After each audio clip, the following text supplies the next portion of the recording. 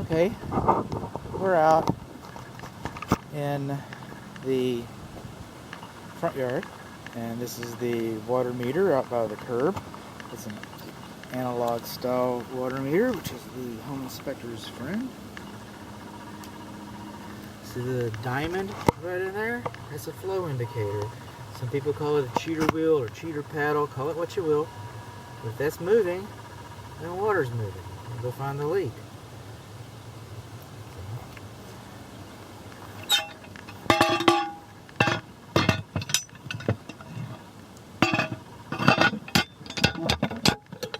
Here, I want to give them the benefit of the doubt and say this is the main water shutoff valve to the lawn sprinkler system.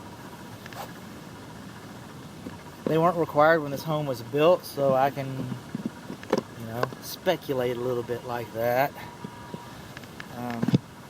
But they're required today.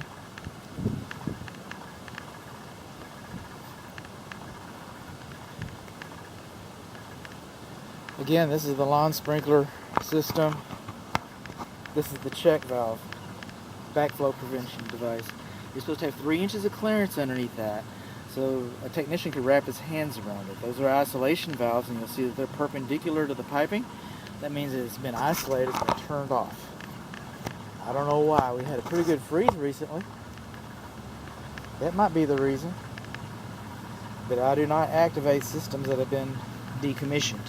So, we're going to inspect some things about the lawn sprinkler system, but not operation, not all things. This is the closest bib faucet to the meter.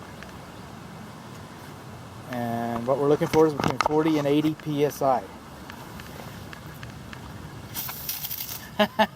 And I had a little trouble getting it tight in here because of the main water shutoff valves.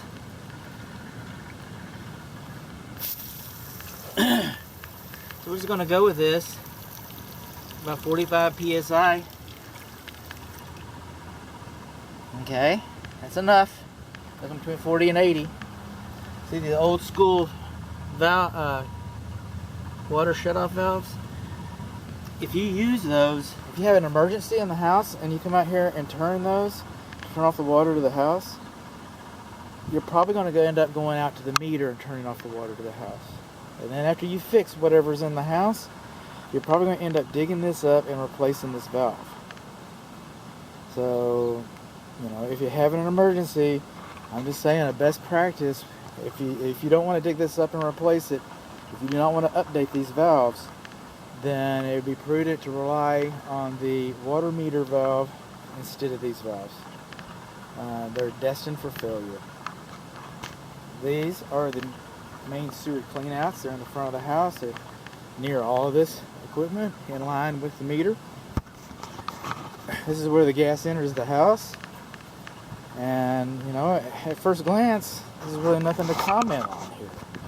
One thing I didn't expect to see and have not seen is evidence of electrical bonding, but that wasn't going on back when this was installed, so we expect to find it in other places like the HVAC system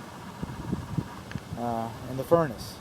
Okay, the quality of the bond is in no way guaranteed, but that's not what I'm talking about. I'm talking about you're supposed to have 6 inches of clearance underneath the pot, and you just don't have that. Again,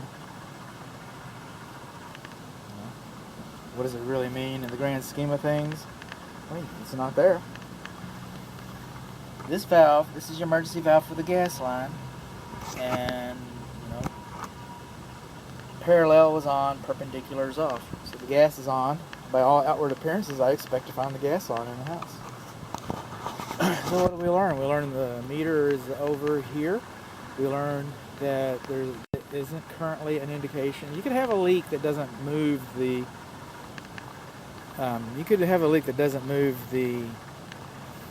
flow indicator, cheater wheel, cheater paddle, or it doesn't move it much. It's very sensitive, but it's not perfect. But our meter test indicated that we don't have any leaks currently present today at this property. We learned that we got 45 psi of pressure coming to the house. We learned that we've got the old school main water shutoff valves. We learned that our cleanouts are right out here. We learned that our lawn sprinkler system, our check valve, doesn't have enough clearance underneath it, and the box should have been excavated and lined with gravel.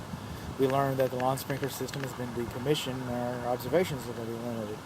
We learned that the gas pot on the meter is not a minimum of 6 inches above the